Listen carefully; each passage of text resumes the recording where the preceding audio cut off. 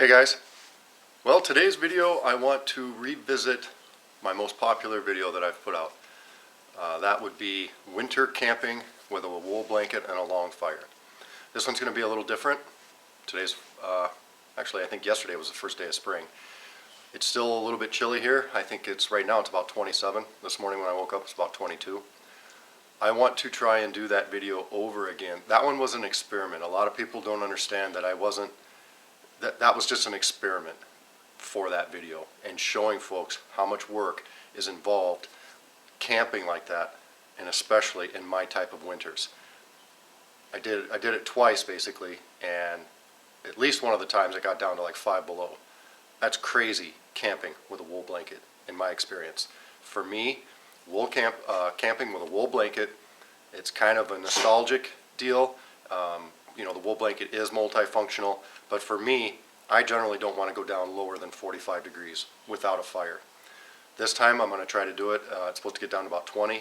Let me show you what I'm going to bring out there. I still have a gimpy hand, so there's going to be a couple of things to kind of assist me. So let me reset up the camera and I'll show you what I'm taking out. Okay, the first thing that I'm going to be taking out is a hat. I'm going to be wearing it. I've got my boreal shirt. I'll be wearing that too. I'll be taking my haversack. I don't really have a lot in here right now, mostly just water.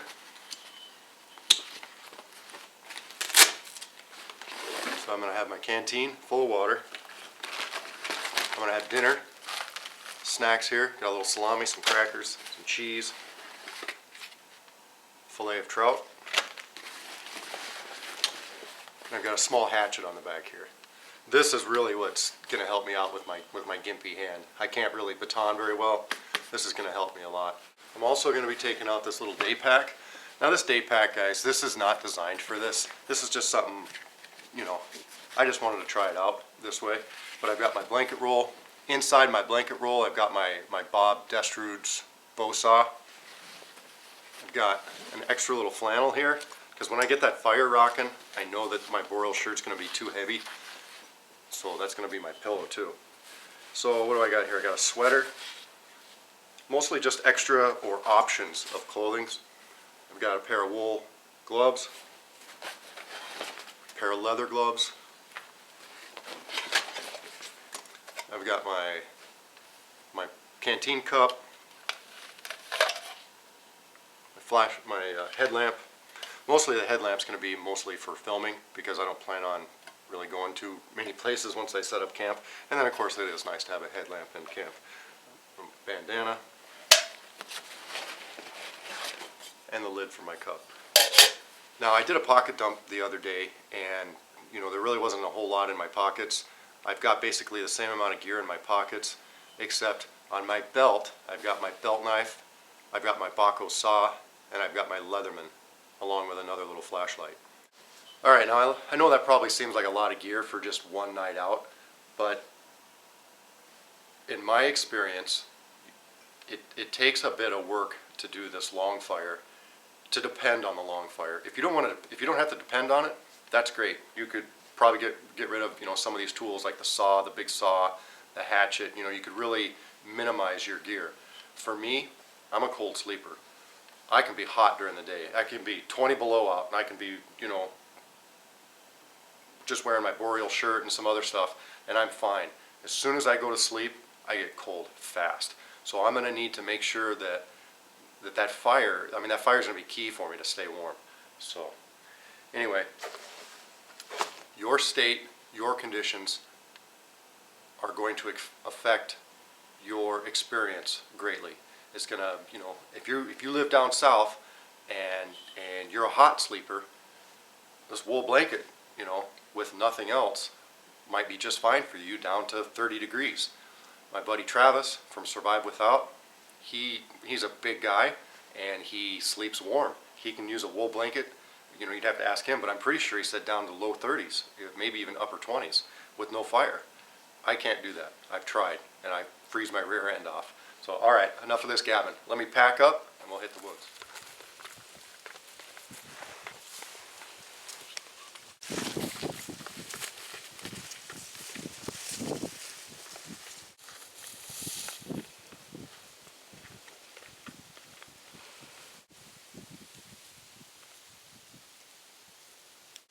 I forgot to mention that I didn't have my tarp with my pack out because I already have this shelter built from a different video I did.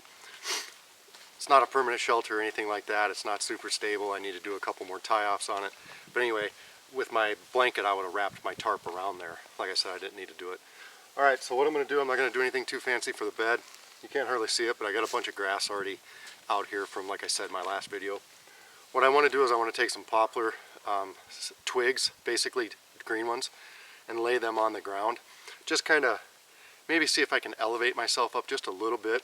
It would be nice. I am in a little bit of a depression compared to my fire. I'd like to be at least level with my fire, maybe even a little bit up from there. I'm not sure if I'm going to do a log bed or just try to pile a lot of crap on top of it. We'll see. I don't want to get... See, this is fun. This is supposed to be fun. These blankets weigh just as much as a sleeping bag, if not more.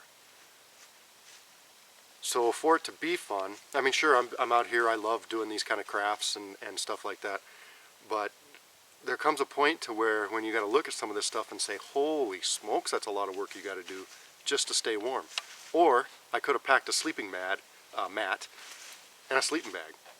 Probably did, and wouldn't even have needed a fire. You know, I would have needed a little bit bigger pack, maybe. But, you know, so I mean, there's give and take. But this is just something fun. I'm not saying this is the way I go out and do this all the time. I want to try this and see if I can't get this stupid long fire to work for me, because I kind of struggled with it last time. Okay, well, here's the beginnings of my bed. Now those twigs are quite large. They're quite coarse. You know, if you had no other choice, I guess you could sleep on that, but that's not what I'm going for. I'm going for a little bit extra insulation. I was trying to pound some stakes into the ground, and I think the frost is out between 6. I don't think it's out any more than a foot down. So in other words, the ground is still frozen and it's just barely thawed on top. Anyway, so that's going to give me a little bit of insulation value, and then now I'm going to just start piling a ton of grass on it. Okay guys, I think I got enough in there now. A little bit of aspen twigs on the bottom, just kind of give it a little bit of a, you know, break up insulation value there. Get me up off the ground mostly. And then we've got the grass here. I'm going to try and clean this mess up. I don't want a spark hitting over here and catching all this stuff up on fire, but now it's time we need to start getting some wood together.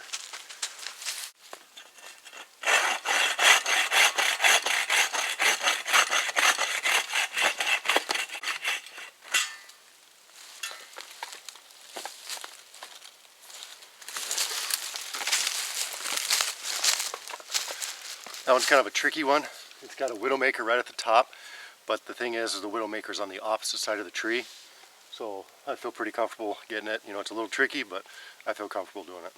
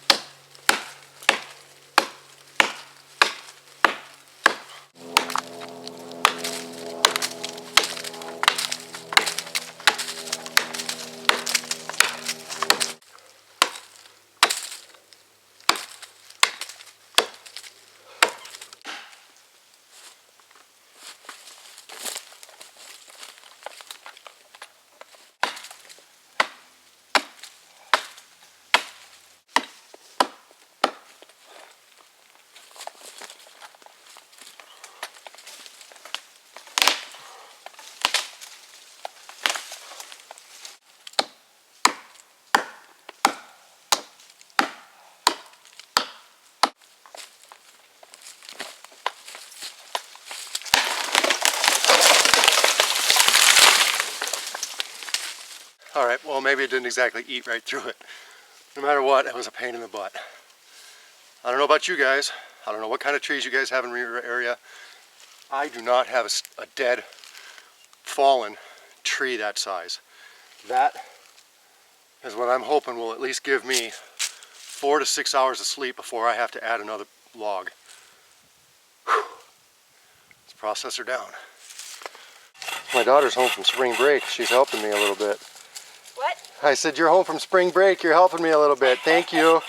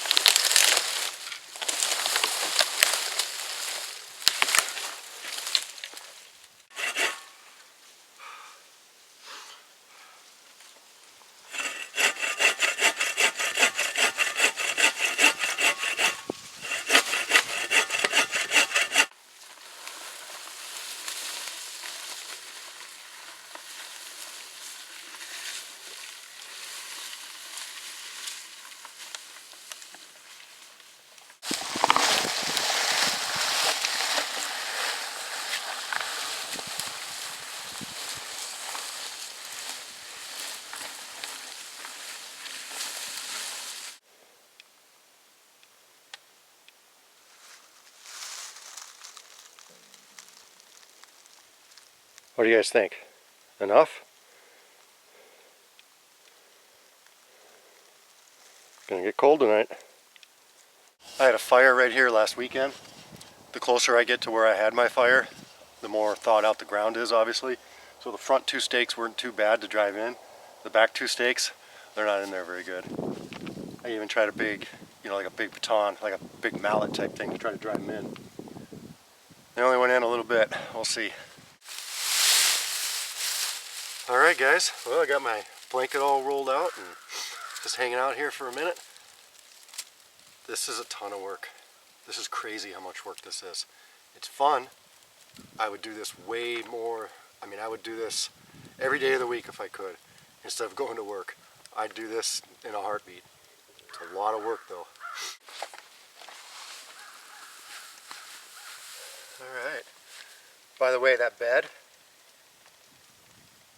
it almost feels like I got like between 6 and 8 inches of insulation. So I think that's going to be awesome. I just sat there and I mean, I did not compress that much. So that's awesome. All right. Oh, this is a comfortable chair.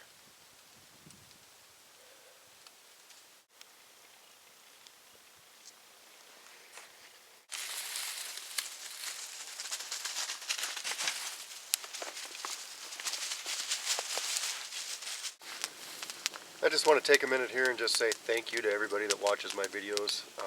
Thank you for everybody who comments. You know, even if we disagree on something, or if I have a different opinion than you do, or you have a different opinion than I do, that's how we learn. By you guys showing me stuff and like tagging me in other videos and stuff, I do appreciate that. Sometimes not all the videos are, like I might say, oh, well, that's not, what I'm into or whatever, but you guys are trying to help me out, and I really appreciate that. This internet deal is just an incredible experience. I keep saying it over and over again, but basically I just want to say thank you. Thank you a ton. Thank you also for voting for me. If you did vote for me, if you didn't, that's cool too. But for this Survivor Man contest deal, I think it would be pretty cool. I have some friends that say, man, you're a skills guy. I don't think they want a skills guy. When you call me a skills guy, I'm not a skills guy. I'm just some dude that's learned a tiny bit. I truly know how much I have left to learn. There is so much stuff out there that I need to learn. I mean, it's mind-boggling out there what people know and stuff. It's crazy. Anyway, I just, thanks a ton for voting. Thanks a ton for supporting me. Thank you for subscribing to my channel. Thank you for your comments, for your views, for everything. I don't think I say that enough, and it's not because I don't mean it. It's just, I really do. I think about it all the time. Literally, I think about it all the time. I tell my family how many subscribers I have, how many great comments I get. It's a big, huge part of my life, and I just want to say thank you very much.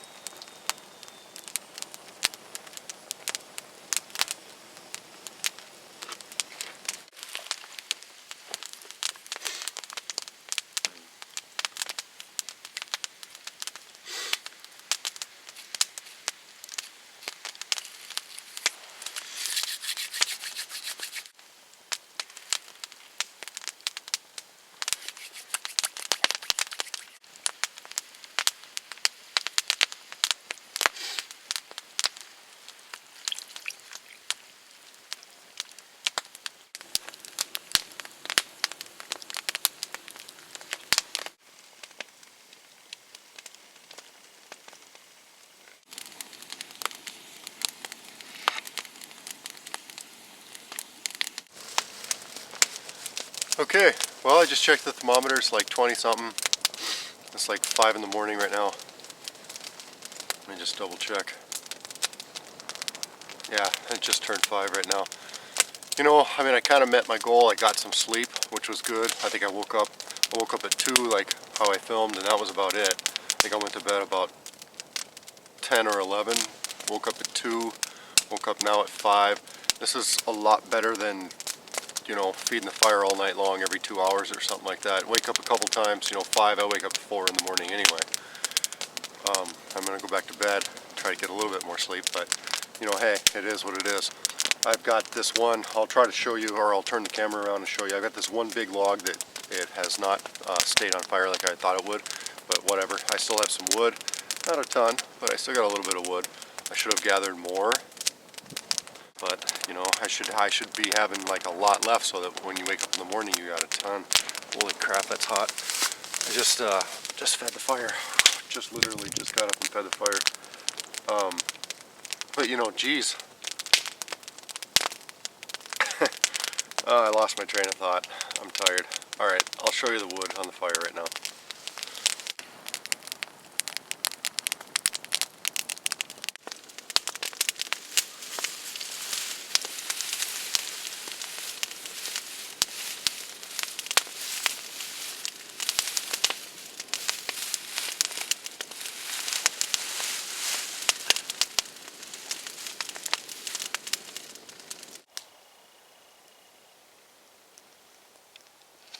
Alright, now I got my thoughts about me a little bit. I woke up just a little bit. This is my thoughts on the log fire. It's the same as it was last year. In my area, with my wood, it's a rough way to camp. It's a heck of a way to camp, man. It's not for me. I think maybe if you had different type of wood, you know, then maybe, sure, that'd be cool. Maybe if you had warmer temperatures and it didn't get down to like 20, maybe then it'd be cool. 20 degrees with a wool blanket and a long fire, that's not my deal. So anyway, it was fun though. I had a blast. It was awesome rolling out of bed and just looking at the fire in the middle of the night and stuff like that. It wasn't awesome sitting there cuddling in my wool blanket cold, waiting, wishing someone would add wood to the fire. But anytime you can get outside, it's a good day. Well, I didn't want that video, the revisiting of the long fire video, just to be what I showed. I really want to try and give every effort into making this fire last at least 6 hours. I didn't show in my video when I woke up in the middle of the night several times. I was a little miffed because I like my sleep, and when I get interrupted with my sleep, it really irritates me. I'm just crabby if I have to wake up in the middle of the night. I went to bed at 10. I woke up at midnight. I woke up at 2. And then I woke up at 5. The last log that I put on out of those series of 3 logs was the better quality of the logs. It actually lasted. There was still a little something left when I woke up again. So I went to bed at 10. I put one of those huge logs on there. It went out by, like I said, by midnight. Same thing, 2 o'clock. Got up at 5, messed around with it, put another log on, some more firewood on there, and that lasted until I'm like, you know, all right, it's 8 o'clock, it's time to get up. I want to do this skill just because this would be a good, you know, survival type tool. Also, it kind of relates back to when I was doing those boiling with birch bark containers. Stone boiling is the way to go, in my opinion, with a birch bark container. Holding it over a fire. You know, maybe it works for somebody, somewhere. Maybe it works, you know, maybe I did something wrong. That's fine. Is it practical for me? No. I practiced it a lot. I've practiced this long fire a lot with my wood in my area, in my conditions. A bit. And it's going to be hit or miss. You're going to get 2 to 4 hours of heat per time. Think about it like this. There's a reason it's good for this aspen around me. Other woods, we're not talking about other woods. We're talking about my area. And the resources that I have readily available. Think about it like this. Think about your stove. If any of you guys burn wood stove, you know, have a wood stove or a fireplace or anything like that, you turn the dampers down when you put a log in there. What you're aiming for is consistent, slow burn. the flame and the coals, you know, obviously the coals, but aspen doesn't really leave any coals, but the flame is what's going to give you heat. If you've got flame 4 feet high, you're going to bake in your shelter.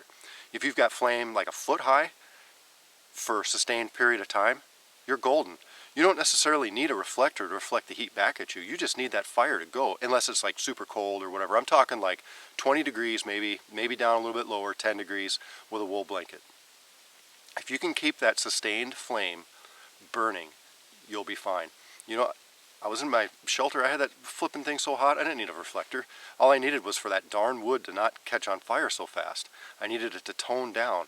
I mean, if I had a fire hose, maybe I could have, you know, wetted it down a little bit. Anyway, there is a log right there. Now that log has been down now for a few years. It's retained some of the moisture, but it's still dead. It's not bow drill material dead, you know, it's not bow drill dry, but it's not, it's still got some moisture in it. What I'm hoping is that that moisture is going to aid me in controlling the burn time of this aspen wood. Because normally you put it on the fire, bam, it gets off some, you know, some decent heat, but then it's gone, and ashes, no coals. So, all right, let's try this thing again.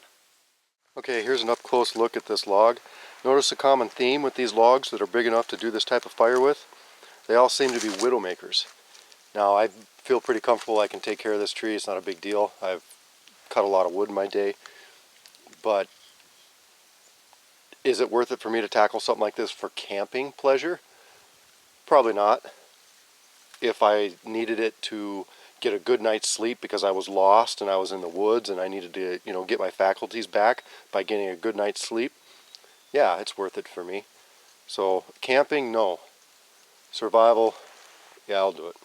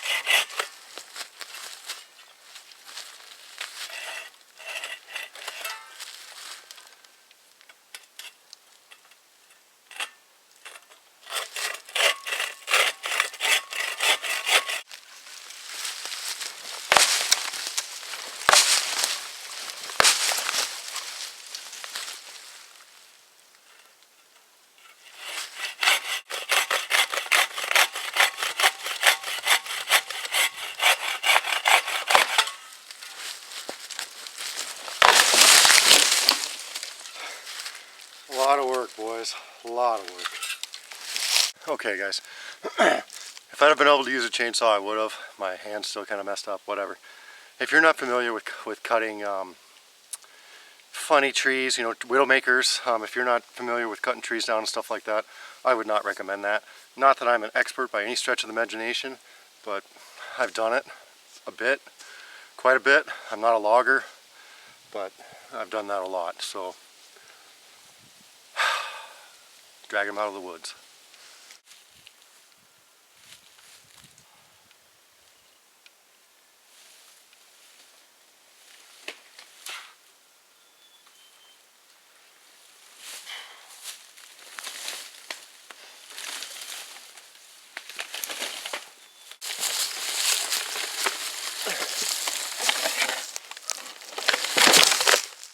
Okay, well that aspen tree was up by my house, and you know, I brought it back here with a four-wheeler. I mean, it's my own fault. I mean, when you pick a campsite, you have to check out the resources that you have around you. I picked this site for a reason, just because I've never really camped here before. This is where I did my Clothed and Confident video. It was just, you know, I had the shelter up there. It was just easy to do. And I had plenty of wood last time. This time, I don't have plenty of wood. If you're going to rely on this type of camping, you better be moving because there's a lot of wood that's, you burn a lot of wood. Anyway, there's actually a tree right there. Now, I'm not very good with tree identifications, but I can tell by looking at that tree that I think that's a more solid tree than an aspen. It's totally dead, unlike the half-dead, half-live aspen that I cut. I'm totally going to harvest that tree right now.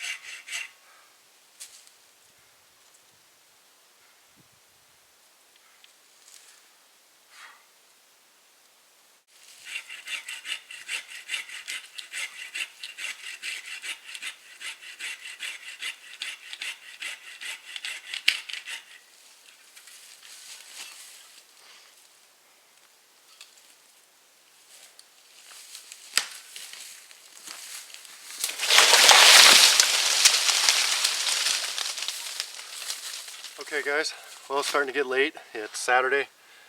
It's about 20 after 7 right now. I did my long fire the way that some of you guys have tagged me in a video by that far up north bushcraft. I keep talking about him. I'm sure there's other people out there, and by me keep talking about him does not mean I'm calling him out. It means I'm referencing his video. That's all it means.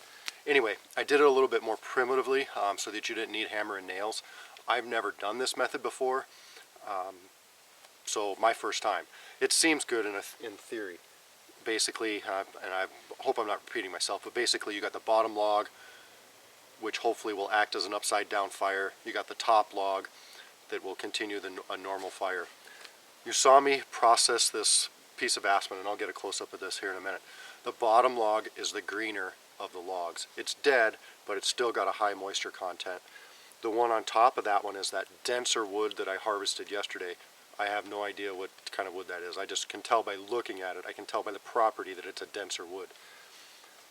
And then I even cut down some green, straight up green aspens, because those will burn. Green aspen will burn. The whole theory is to try and slow the burn process down. But on the other hand, you got to make sure that these big logs catch on fire. So, there's a lot of mess and monkeying around here.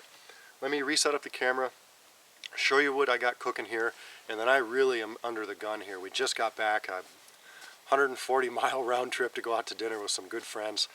Had a blast, but now I need to get cracking. I need to grab a lot of smalls. All I have is, I've got a lot of logs that, man, if they don't last all night, I mean, that'd be crazy. I can heat my house for 3 days probably with the amount of wood that I have here with a fireplace. Anyway, I need to gather some smalls. Let me quit yakking, show you what I got set up here, and get going.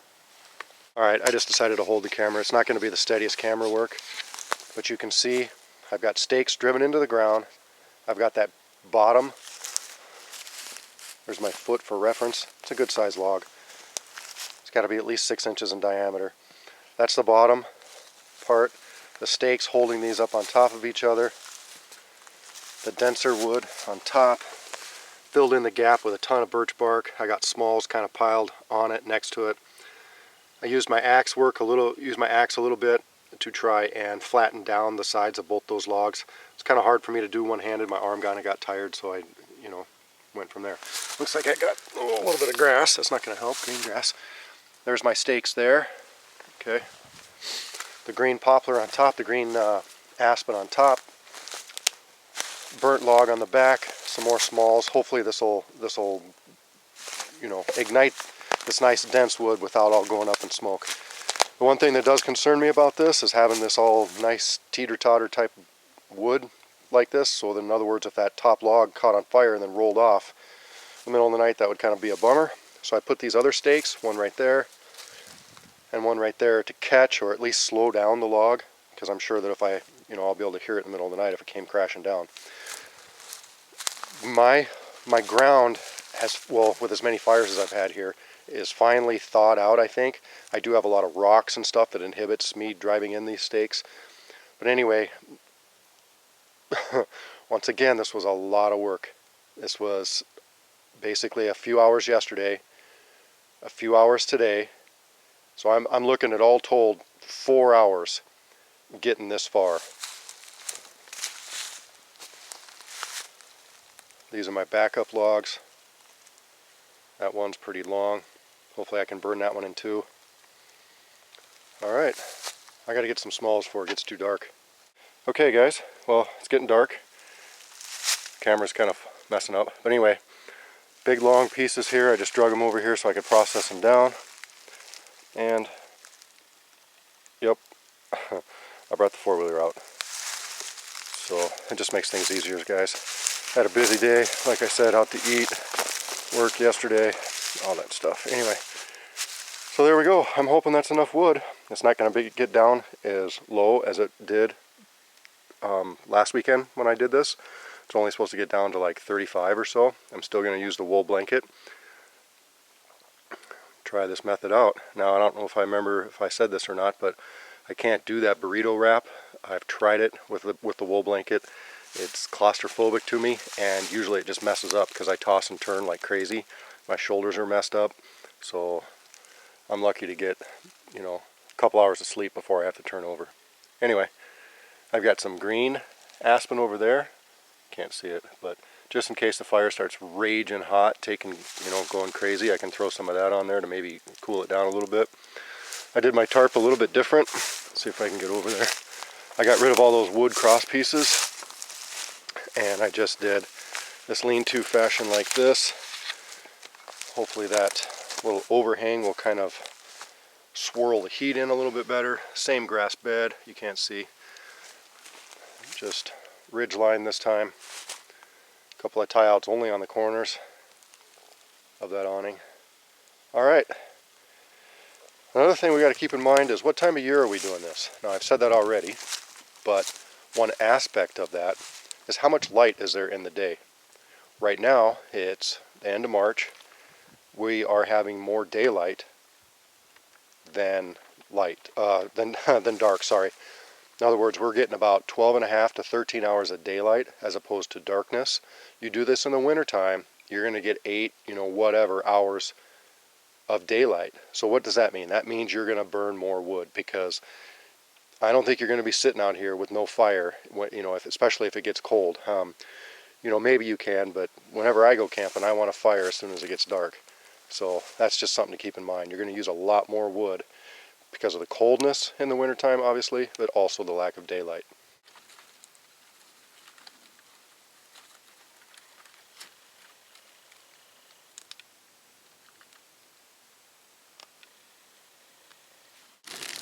Okay guys, if you've watched my videos, you know that I have a tendency to make big fires.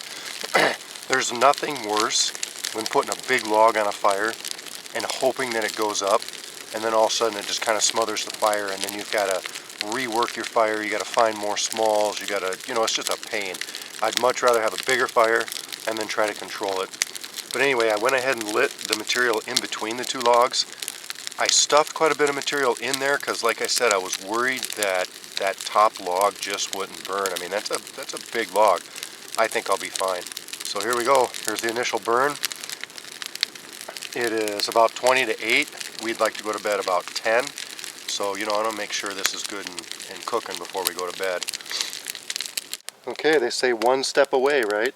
Normally I get pretty worried when I get this close to the fire, but I'm about a half a step closer than what I normally am. I'll show you that real quick. So I'm right here. That's a pretty good step for me.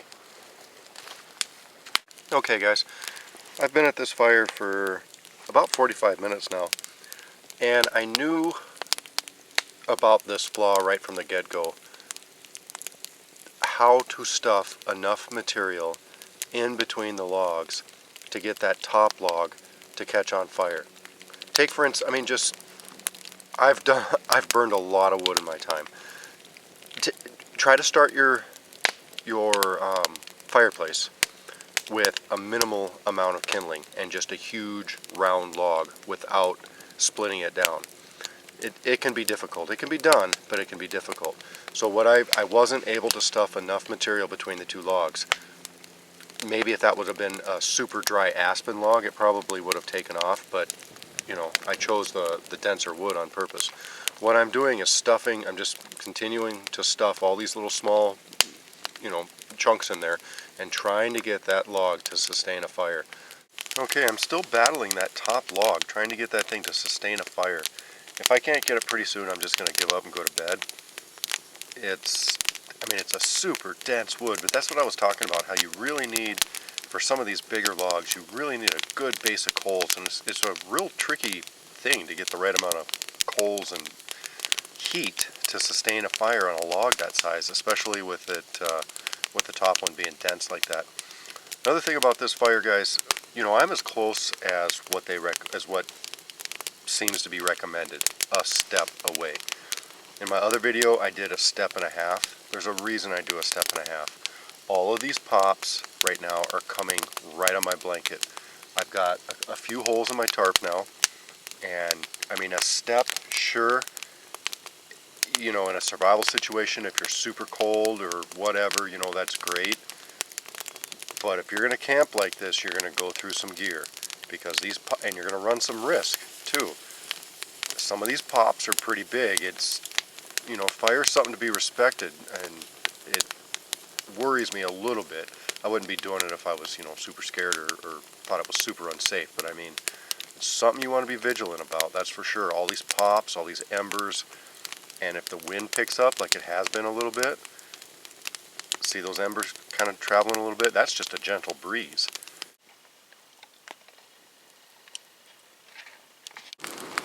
$11.44.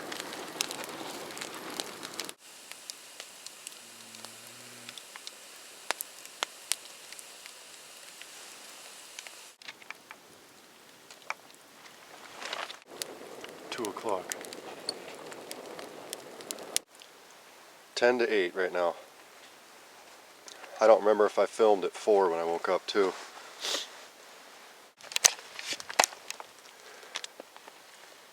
That's my tarp. I don't know if you guys can see all the little daylight holes in it. They're not coming through real well. Okay guys, well, I'm going to try to make these two episodes kind of one video, kind of cut some of the non-essential stuff out of there. It's still going to be a long video, but if you've watched it, thanks for sticking through it.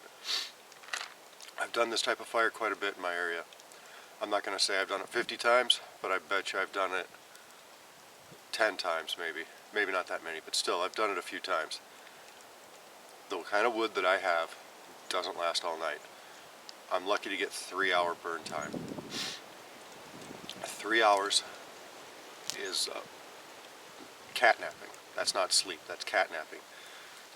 You saw all the burn holes at my Baco digging into my leg. You saw the burn holes in my tarp. I do have a burn hole in my blanket from last time, just a small one, but still. I love having a campfire, but this is a rough way to go. This is hard on my body. I'm not big enough, strong enough, or young enough to get huge logs like what you need. I could see that if I had double the diameter of logs, it would have been a lot better. I just physically can't do it. It's just too hard on my body. So, wool blanket camping, sure, I'll do it down to 45. Relying on a fire to stay warm, sure, I'll do it. If I got no other way to do it, if I'm in a survival situation or something. My wife stayed out here. I brought her a pad and stuff like that. I had spread the grass out for her, so she had a little bit of grass. Kind of screwed me over because she had a pad, I did not. So this time, I did have some transfer from the ground. But oh, I just woke up. When she bailed, I jumped in her sleeping bag. Oh, let me tell you what, I was snug as a bug in a rug. I sat there, I snoozed hard, man, from about, well, she left about 5, and I guess it's almost 8 now, but I mean, I was just toasty warm, just like, ooh, wow, this is a nice change. The only time I was warm last night is when I had, you know, you got to figure with this, you need flames about 1 foot high. in my experience. You need flames like this to keep yourself warm. Now, all of that depends on the temperature, your body style, what you're sleeping with, whatever. For me, for my body style, with a wool blanket, I need a fire, flames this high, a step away from my bed. Sustained flame. Or, I suppose, if you had good coals from an oak fire or a hickory, if you got that or something like that, then that would work real good too. Aspen, and even that denser wood that I cut, it just wasn't happening. So, alright guys, this is the wool blanket, camping with a long fire revisited. Nothing's changed since last year. It ain't for me.